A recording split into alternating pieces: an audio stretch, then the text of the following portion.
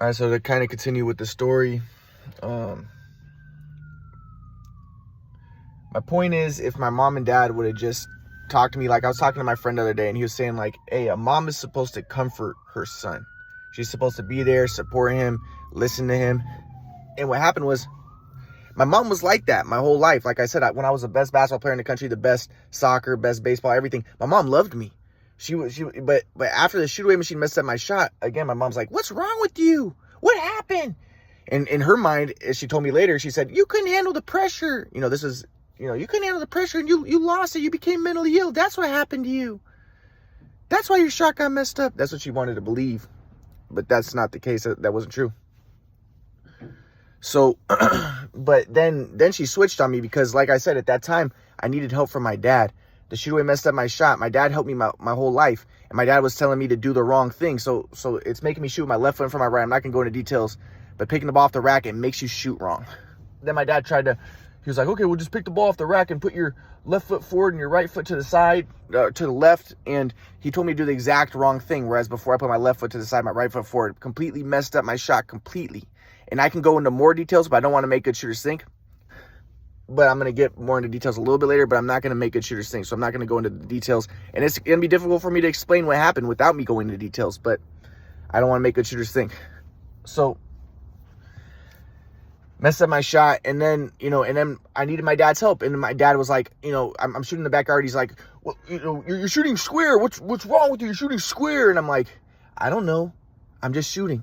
Because again, the reason I was so good was because I didn't think. So I'm just shooting. But I didn't really realize picking the ball off the rack is going to make me shoot wrong. So then my dad tries to fix it. And my dad's like, I give up. It's no use. You suck. I can't help you. So then he goes in. But then I felt like I needed his help. Now what would happen is, like I would be playing, I would like go to tournaments and I would be shooting and I wouldn't know if my shot was bad or not. And I would try to do like little things. I'm trying to shoot quote unquote sideways like my dad taught me, but I wouldn't know because I like I said, I was always automatic. When I was a great player, it wasn't because I knew what I was doing. It was because I was so unconscious. And that's what made me so excellent. So at this time, like I'm going to games and stuff and I don't know if I'm playing bad or not. I don't know if I'm shooting bad. But then I would come home and my dad would look at my shot and my dad would be like, your shot looks terrible. And I wouldn't know that. So that's why I felt like I needed my dad. So I'm like, well, Dad, help me fix it. So then my dad would be in the backyard. And I think that a lot of times he would be passing to me when he would go back in the backyard. So I wouldn't be picking the ball off the rack and I would start shooting a little better. And he'd be like, okay, you're shooting a little better. But it's because he was passing to me and I wasn't picking the ball off the rack and I was just unconscious. But at the same time, like I said, my dad told me to do the wrong thing. So then I started doing the wrong thing with my feet. And it just, but I can go in more into details about how it's all about moving in the shots, but I don't want to make good shooters think. But I could, if I really want to, I could explain things in depth and you would all understand, but I don't want to make good shooters think. But I would like to show my mom and dad at some point. But my point is, it messed up my shot and I felt like I needed my dad, and my dad would tell me, hey, your shot looks terrible. And then he would help me fix it a little bit, or at least he'd make it look decent so I didn't look terrible. And the fact of the matter is my shot did look terrible because I was picking the ball off the rack and I was doing the wrong thing. And it was making me shoot bad. But I didn't know that at the time. I figured that out in college and I looked at the videos and I was like, oh, and it was so obvious because I look at the video of me picking the ball off the rack and how I was stepping into it because of picking the ball off the rack. And I look at the videos of me shooting in the games after picking the ball off the rack and I'm shooting it like I'm picking the ball off the rack. And I look at how good shooters shoot and how I shot when I was younger and how that's not how I shot. It's the exact opposite. And I'm like, okay, it was a shoot away machine. But anyway, so then my mom's like, what's wrong with you? Your shots, you're a shooter. You're a scorer. Why aren't you shooting? Why aren't you scoring? It's because of the shoot away machine. But she didn't know at the time. So she thought that there was something wrong with me. And same thing with my dad. So I needed help. And I'm like, Dad, come on. I need more help. I give up. I can't help you. You fucking suck now. It's no use. And then I'd be like, Dad, I need your help. Then my dad beat me up. Then my grandpa comes in. My grandpa's like, oh, well, Ryan really wants his independence. My grandpa comes in from Kauai. So he never knew how good of a shooter I was. He never knew how good. He just thinks that I'm just fighting with my dad because he thinks that that I have problems. But he didn't know me. He didn't know what was going on. Oh, Ryan just wants independence. Oh, and then when I'm like, no, I need help from my dad. He's like, well, you can't make things happen. You can't force things. Everything is one. And later I would try to explain to my grandpa. He'd be like, it wasn't a shoot away machine. I can call it. After college, I'm like, hey, Grandpa, I figured out what happened. It was a shoot away machine. It wasn't a shoot away machine. And that's what the thing is like. And then when I tried to tell my mom after college, my mom's like, you know, instead of being comforting, instead of listening like a mom's supposed to do, oh my God, you think it was a shoot-away machine? If anything, the shoot-away machine would have helped you. It wasn't the shoot-away machine. It's because you couldn't handle the pressure. And you fell apart and you became mentally ill. That's what happened. That's not what happened. And then, and like I said, I tried to show them the Quadra model after college. Oh, you have a mental illness. That's why your shotgun messed up, because you started to become schizophrenic back then. She, you know, completely false. Those are their stories. Now, my grandpa would later tell me, like, Ryan, let go of your stories. You know, just let go of your stories. Don't talk about the past. Just be in the flow. Don't make excuses. Just be in the flow. Just go all out. Even if the shoot-away did mess up your shot, who cares? Just go all out. Just be in the flow. That's not what I'm talking about. The reason why I want to bring it up is because I want to talk to my mom and dad, and they look at me as the bad guy back then. Like I said, when I try to talk to my mom, talk to my dad, or tell my mom, can I talk to dad? Your dad's not going to talk to you after how you treated him in high school? After how you treated him? No, that's because of the shoot-away machine. It wouldn't have happened if it wasn't for the shoot-away machine. So they're the ones who are stuck in the past. They're the ones who won't give me a chance. And like I said, parents are supposed. So like even after college, when I went to like a Mormon church and I was studying with the Mormons for a little bit, like I just wanted to see what they were teaching. You know, I talked to one of the elders there, and he's like, if my dad ever wanted to talk to me, if I ever want to talk to my dad about something, even if it's something terrible, like my dad would listen. Like your dad should listen, and he shouldn't like completely neglect you like my dad's doing. You know, you never gave me a chance to even explain to him. I hadn't even got a chance to even talk to him. And same thing with my mom. Like, he's like, you know, if your children want to explain to you something or have something that's on their mind or on their heart and they want to talk to you about it, you don't just say, don't, like my mom did. Like when I first tried to explain to her, no talking about the past. Because like I said, after the abuse that happened, my grandpa's like, well, if you're in the flow, you know, you never talk about the past. So Ryan, no talking about the past ever. So I wasn't allowed to talk about the past. And I was fine with that. I didn't want to. Because I didn't care about talking about the abuse and stuff. I wanted to move on too. But when I'm trying to bring up about the shoot-away machine, which is an important thing, you know, no talk about the past. This is why you're schizophrenic. Again, no comfort, no, you know, not listening to me, nothing. It's just like no compassion, no trying to understand. Just, and I understand where it comes from. It's because in high school, when I needed help from my dad, my mom had to put up a hard exterior. Your dad, you know, when I needed help from my dad, I'm like, Dad, can you please help me shoot? And then my dad would beat me up, and then my mom would be like, you can't make things happen, Ryan. Because my grandpa's like, Ryan, you can't make things happen. Everything is one. No, everything's the flow. You can't make things, you're trying to make things happen. If it wasn't for the shoot-away machine, none of that would have happened, you know. But you can't make things happen, Ryan. You can't force things. You just want to get your way. So now, she has a tough exterior, and she has a hatred for me because of that time. So, and after, like, even after I was posting this stuff online, because I'm talking on Facebook and I'm telling people like, hey, I want to talk to my mom and dad and stuff, and they won't talk to me. But then my friend Jay Way, who I played basketball with at UCSD, he messages me and he's like, Ryan, you know, if my dad got me a shoot-away machine, I'd be super happy, dude. You know, just think about it. Like, don't be mad at your dad. You know, your dad got you a shoot-away machine, man. That's awesome. Like, your dad really cared about you. He got you a shoot-away machine, man. I would have loved it if my dad got me a shoot-away machine. But I was like, that's not what I'm talking about. I'm not saying my dad was a bad dad. Like I said, he was a good dad. And I'm not trying to blame him. I'm not trying to be mad at him. Like, I'm not even mad at him. I want to move on. I just want their support. And they're not supporting me. They're not letting me talk. They're not giving me, you know, I'm not mad at my dad. All I'm saying is the problems happened because of the shoot-away machine. There was abuse that happened. It was because of the shoot-away machine. And they are still stuck in that. And they want to make me the bad guy. And because I think that they're traumatized by the abuse they did to me. So they want to continue thinking me as the bad guy, but they don't want to listen. And they don't want to move on. And I'm just bringing up the shoot-away to let them know that if it wasn't for the shoot-away machine, none of that stuff would have happened. It's not something that was wrong with me. But Jay, you know, like Jay's the false comforter of, you know, the Bible, you know, that when they have Job who's suffering and he had the false comforters who are like, hey, Job, you know, maybe it's because of something you did in the past and because of your sins that you're being punished. And I'm like, dude, you don't understand. I'm not trying to make my dad into a bad guy. I understand my dad had the best intentions. When he got the shoot-away machine, my dad thought, with the shoot-away machine, you're going to be like Michael Jordan. You're going to shoot 500 shots a day. It's going to really help. This is going to be great. He had the best intentions. He wanted to give me an advantage. He wanted to give me the edge. But my point is, it fucked me up. It messed me up. And now I just want to let them know that, and I want to move on. But they won't move on because they want to believe that I messed up.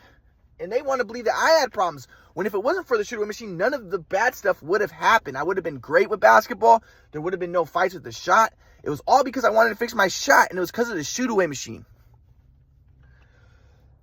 So, and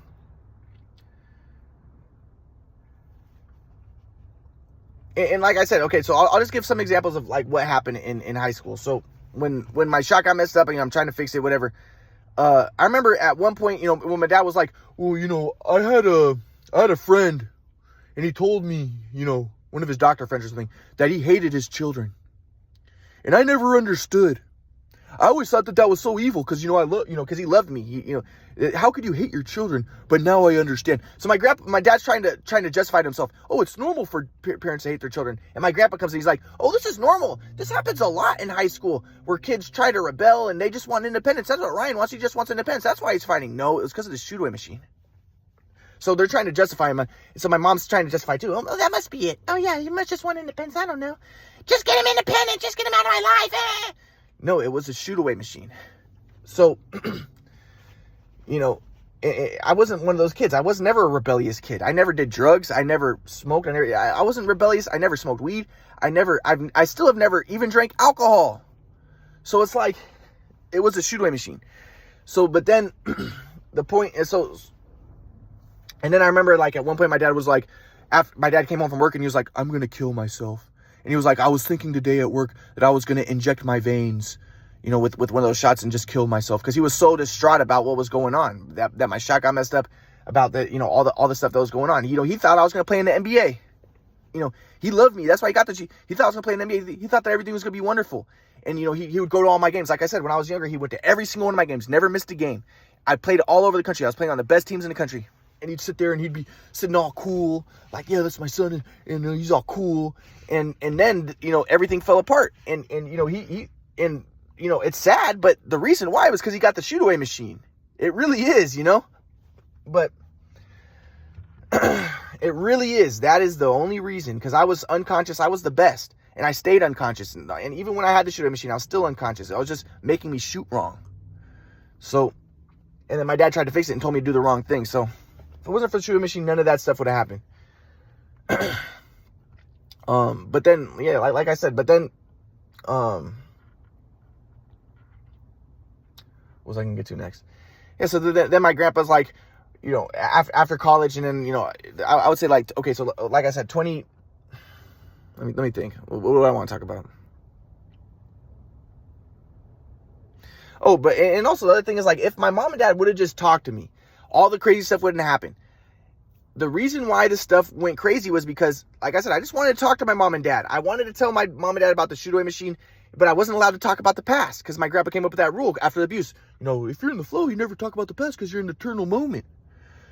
No, but even he would admit later, yes, sometimes it's appropriate to talk about the past if you're in the flow. Sometimes you could have inspiration to talk about, you have to work things out sometimes. And that's what I was trying to do, but my mom didn't understand that. My mom just wanted to, my mom doesn't have any insight about reality. She doesn't have any knowledge. She doesn't have any understanding. She doesn't have any flexibility of consciousness.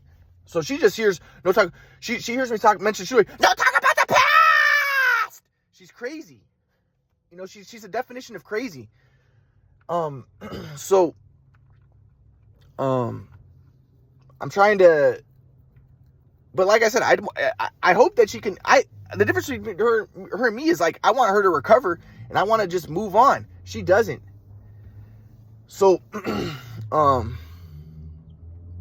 yeah, but then they sent me to Kauai and they made me live with my grandpa. And like I said, when I went to my grandpa's treating me like an asshole. He's like, you're a parasite, Jews and I'm like, what? Don't call me a parasite, Grandpa. That's you sound like the Nazis. They called the Jews parasites. Like, that's not cool for you to do that.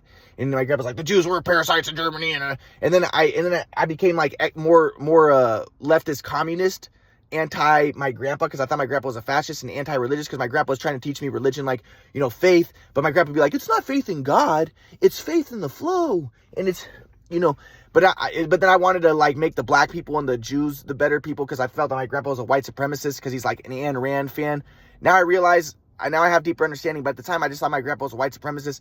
So I tried to like be like, the Jews are the chosen ones because they're not obedient, because disobedience is closer to the flow than obedience. Because like when I shot baskets when I was younger, so I was basically a Satanist. But when I shot baskets when I was younger, the reason why I was such a good shooter was I did what my dad said. My dad said, shoot sideways, don't shoot like the coaches say. But I didn't know, but he didn't know how I shot sideways because my left foot was pointed out.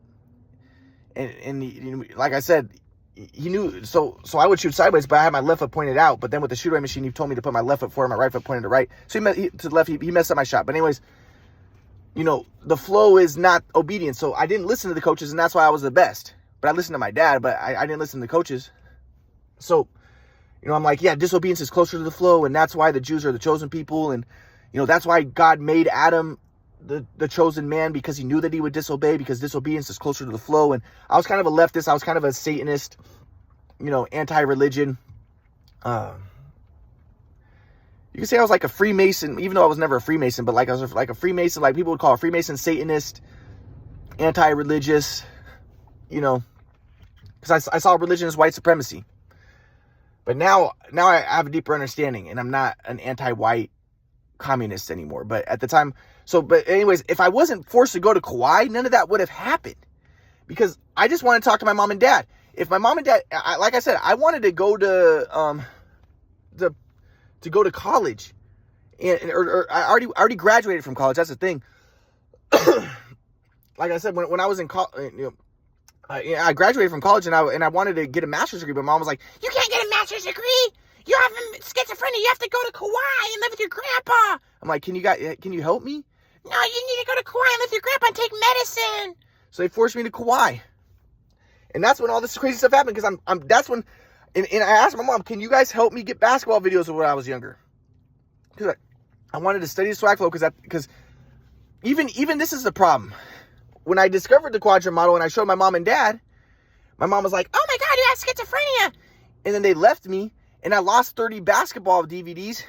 And I wanted to get back into basketball because, like I said, after I lost it, after I quit basketball, I realized I couldn't even write raps when I wasn't playing basketball. So I wanted to get back into basketball, get back into rap. And then to study my shot, I looked at basketball videos of when I was younger. I looked at basketball videos, and that's when I realized the swag flow, and that's when I lost the swag flow, because I became aware of it. And like I said, if my mom and dad wouldn't have abandoned me, then none of that would have happened. I would have never lost the swag flow, maybe. And even I would have never quit basketball in the first place, because my shot would have been great, and I would have been playing good in college, and I would have had a lot of videos regardless. And I was one of the best players in the country if it wasn't for the shoot away machine, And then, like I said, then I'm in Kauai, and I'm trying to and I want to get basketball videos because I want to study the swag flow, and I want to, I want to talk to my mom and dad, and I want to tell them about the shoot away machine. But they're like, no, talk about the past. This is why you have schizophrenia. I didn't have schizophrenia. And my mom can't understand that maybe the reason why I was losing it was because they wouldn't just talk to me and listen to me. And what they want to say is, "Oh, we're not talking to you and listening to you because you're mentally ill." Maybe, and they don't think, even though I'm not mentally ill, but maybe I'm a little mentally ill because they're not talking to me and they're not listening to me, even though I'm not mentally ill. And that's what the doctor said, I'm not mentally ill. But anyways, my point is, if they wouldn't have forced me to Kauai, and then when I was on Kauai, then I wrote all that leftist stuff online because I wanted to show people how smart I was, and I wanted to get my basketball videos, and I'm trying to ask some of my friends for basketball videos, but then I tried to scare them into getting me it because I thought that, I thought, if the way I saw it was, if they said they didn't have the basketball videos, or they wouldn't give it to me, then I would never get them, because then later they wouldn't want to admit that they lied. And so I tried to scare them into getting me basketball videos. So as my grandpa would say, yes, I tried to make things happen. That was all the problem. It's because you're trying to make things happen, Ryan. It's because you weren't in the flow. No, but if my parents would have just been talking to me and helped me, I asked my dad, "Can you help me, maybe talk to some people?" And I asked my mom if she could ask my dad if he could help me to talk to people, get basketball videos. But no, talk about the past. Why do you care about basketball? Get over basketball. You're 23 years old. You're fucking, what are you, 2? You care about basketball? Again, no comfort, no listening. So, I tried to make things happen and try to get the basketball videos, and I admit that I screwed things up. But again, if I had some support, if I had some care, I don't think any of it would have happened. You know, my point is, if my mom and dad would just talk to me, listen to me, and stop alienating me, stop treating me like this, none of this crazy stuff would have happened. You know, and I could have got the basketball videos. I could have studied the swag flow. I lost the swag flow. I could have studied the swag flow. I could have fixed my shot a lot earlier. You know, and I still want to study more videos, and I want to fix the shot more and study this stuff. But I'd have to go into details about what I'm studying. But I don't want to make good shooters think. But my point is, it would be nice if my mom and if I could just at this point, I'm not holding any grudges. They're the ones who are holding grudges. I just want to talk. And like I said, when I was on Kauai and I was trying to post this stuff about the quadrant model and stuff, my mom knew my password and she was deleting all my stuff. My mom and my sister called me at one point. This is the last time my sister called me. She's like, Ryan, stop posting stuff online on Facebook. And that was the last time she talked to me. But they're hiding my stuff, so I'm trying to get my quadrant model stuff out so I can get some respect and so I can get my basketball videos. But my mom was deleting all of it. And then, like I said, then I started posting more and more bizarre stuff because no one was responding to my stuff. And then I unblock and then I unhide all the stuff that my mom and sister hid. And then people think I do look crazy. And then the people who said they had basketball videos told me that they didn't have basketball videos, and everything was destroyed. And my point is, if my mom would have just listened to me and not done all this crazy stuff, trying to do things behind my back, hide my stuff on Facebook, not talk to me. If my mom and dad would have just had some support and not been so crazy, then all the crazy stuff wouldn't have happened. I might maybe have gotten my basketball videos. Maybe, all this stuff. And that's all I'm asking for now. I just want them to quit it with the weirdness and just talk to me and treat me normal.